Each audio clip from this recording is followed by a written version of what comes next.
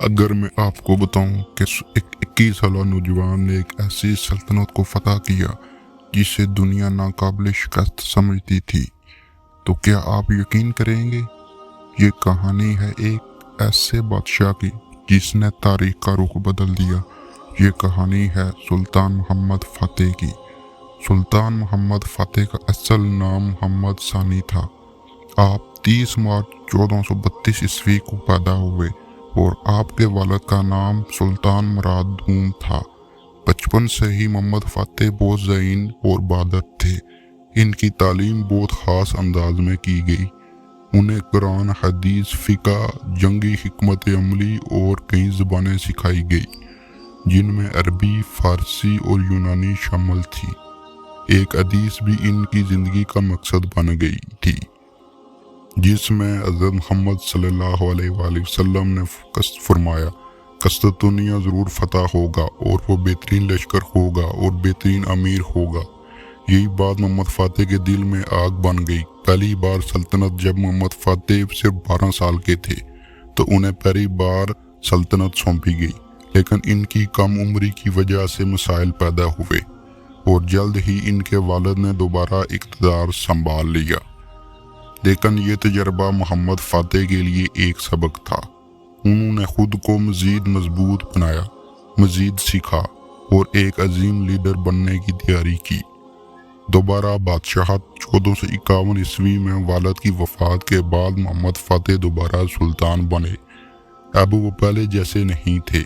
اب وہ ایک مکمل لیڈر، بہادر جرنیل اور عظیم حکمت عملی کے ماہر بن چکے تھے۔ ان کا سب سے بڑا خواب تھا قسطنطنیہ کو فتح کرنا۔ قسطنطنیہ کیا تھا؟ قسطنطنیہ ایک ایسا شہر تھا جسے دنیا کا سب سے مضبوط قلعہ سمجھا جاتا تھا۔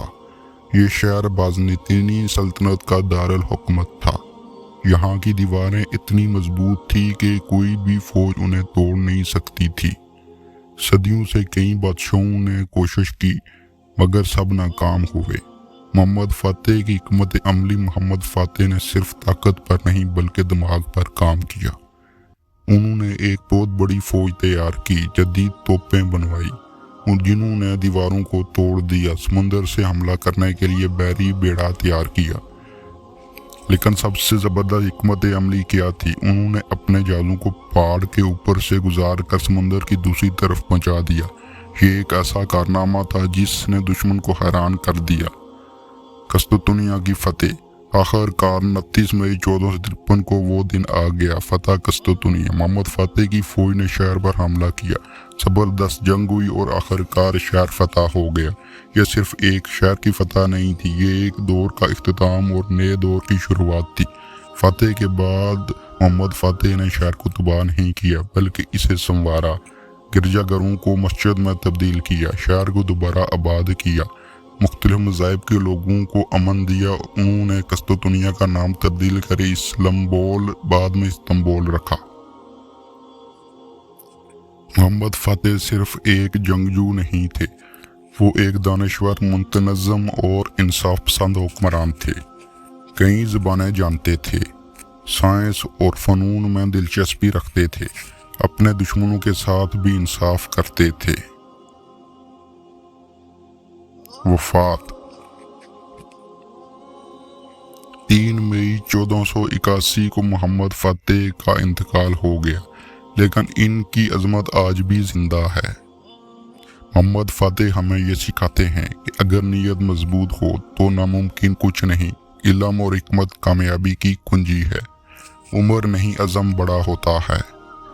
اگر آپ کو ایسی تاریخی اور سبق آموز کہانیاں پسند ہیں تو ویڈیو کو لائک کریں اور چینل کو سبسکرائب کریں۔